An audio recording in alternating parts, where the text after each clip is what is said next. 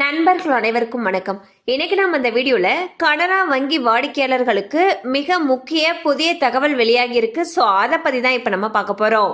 இந்திய பொருளாதாரத்தில் பணவீக்கம் இலக்கு அளவை விட குறைவாக உள்ள காரணத்தினால் மீண்டும் இந்திய ரிசர்வ் வங்கியானது அதன் ரெப்போ வட்டி விகிதத்தை குறைத்துள்ளது.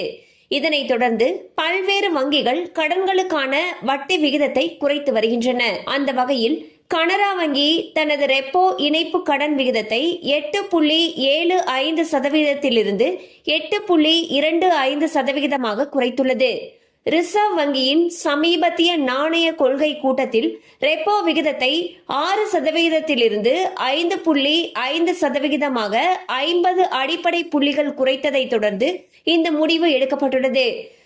பாத்தீங்கன்னா ஆர்பிஐ ரெப்போ வட்டி விகிதத்தை 50 அடிப்படை புள்ளிகள் குறைச்சிருக்காங்க. இதன் காரணமாக பல வங்கிகளோ அவங்க கிட்ட வாங்கின வீட்டு கடன்களுக்கான வட்டி விகிதத்தை குறைச்சிட்டு வந்துட்டு இருக்காங்க.